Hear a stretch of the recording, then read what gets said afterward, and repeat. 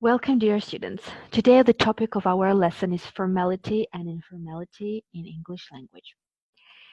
Before I start discussing the above-mentioned topic, let us take a look at the speech by Queen Elizabeth II on coronavirus and the interview with Stephen King on his new book.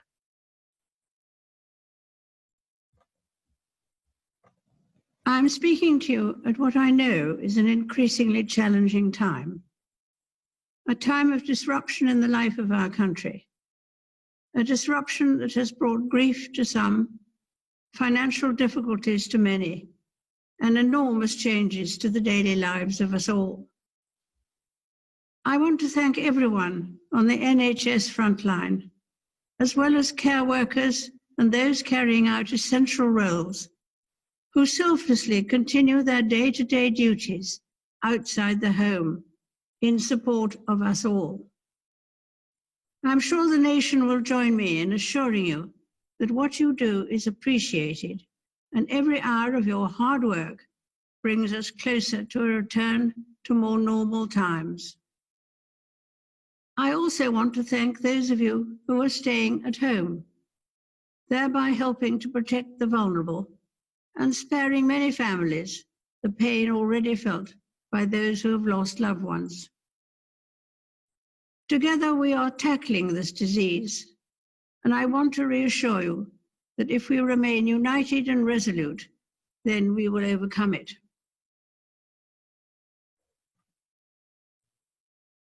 Yes. Let's talk about the new book, The Institute. Absolutely. How would you describe it, not fully, but give us it in 3 words?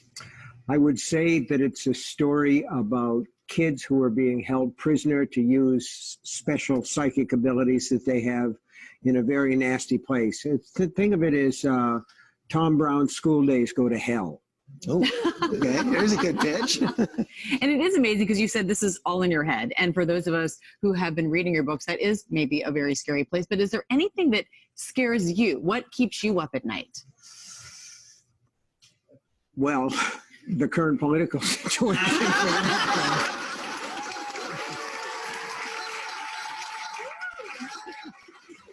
Well, that kind of echoes in the book a little bit, doesn't it? There's a little bit in the book because, you know, I try to keep my politics and my storytelling separate, but there's a membrane there, a blood-brain membrane where it kind of feeds through. But there are things that scare me in the real world. Elevators in New York City. Every time I get into one, you know, the trouble is your imagination is a two-edged sword. It pays the bills, but on the other hand, you get into an elevator and you think, there's a hole under there. The Queen's language is more complex with particular choices of grammar and vocabulary. The sentences she uses are longer and more complicated. For example, I'm speaking to you at what I know is an increasingly challenging time, a time of disruption in the life of our country, a disruption that has brought grief to some, financial difficulties to many, and enormous changes to the daily lives of us all. She uses the following words throughout her speech: disruption, assuring, vulnerable. This is the use of so-called learned words. Queen Elizabeth also uses linking words and phrases in the middle of the sentences. For example, I want to thank everyone on the NHS frontline as well as workers. I also want to thank those of you who are staying at home, thereby helping to protect the vulnerable. Stephen King's language in this interview is quite laid back with less attention to formality. The language of one of the best American authors of all time, at least for me, is fitted for a wide variety of people, which is why he's so appreciated and loved by many, including me. We are not going to discuss his writing style, but the way he uses discourse in this interview. King uses simple sentence structures, and his choice of vocabulary is less complex. For example, the thing of it is Tom Brown's days go to hell. I would say this is a story about the kids who are being held prisoners to use special psychic abilities that they have in a very nasty place. King also uses discourse particles, linking words that are less formal and also contractions. For example, well, the current political situation, there's a little bit in a book. You know, I try to keep my politics and my storytelling separate, but this is a membrane.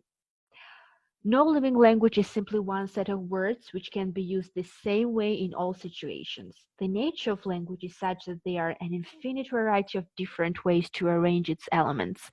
What this means is that there are many ways to say the same thing depending on where you are, who you are talking to, and how you feel. One of the main factors which determine which words and structures are appropriate is the degree of formality of the situation in which you are using the language. Formal language, even when spoken, is often associated with the conventions expected of written standard English.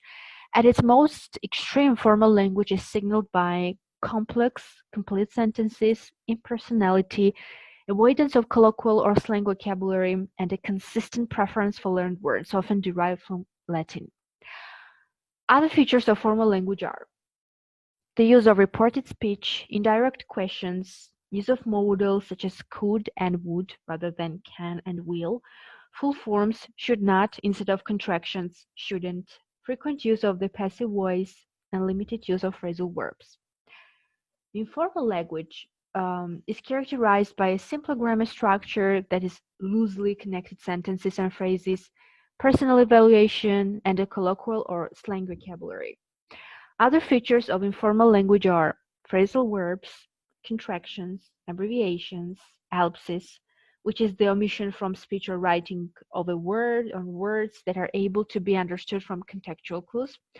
Discourse particles, for example, like, the use of active sentence structure as opposed to passive shortenings.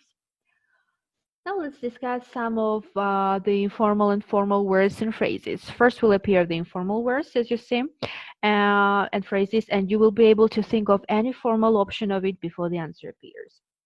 Start, commence, end, terminate, try, endeavor, but, however, so, therefore, or thus, in the meantime, in the interim, to ask for help, to request assistance, problem, issue, keep, retain, think of, conceive, wait for, await, hungry, famished. Use, consume, eager, avid, avoid, evade, idea, notion, dim, indistinct, death, demise, hopeless, futile. Now let's try to make informal sentences sound more formal. Informal. I don't believe that the results are accurate. Formal. The results are not believed to be accurate. Informal. The balloon was blown up for the experiment. Formal.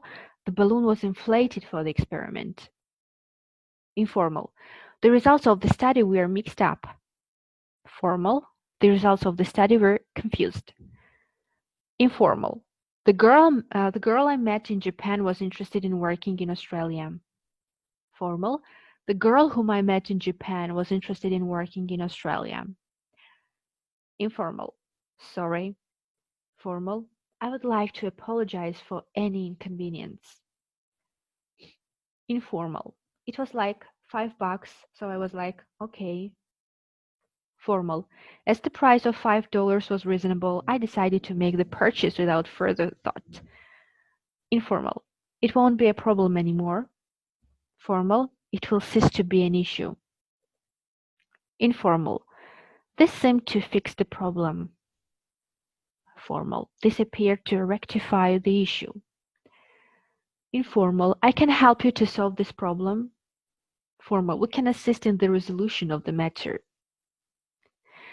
Informal. People use a huge amount of fuel. Formal. People consume a tremendous amount of fuel. Informal. Your kid is making trouble. Formal. I'm afraid your child is experiencing difficulty. Informal. They put the plan into action.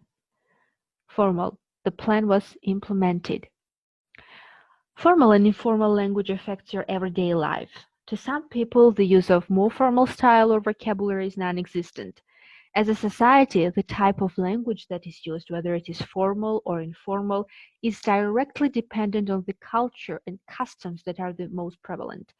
In the age of TV and the internet, the need to communicate to the audience at its level has degraded the level of formality needed in order to speak effectively. Thank you for listening.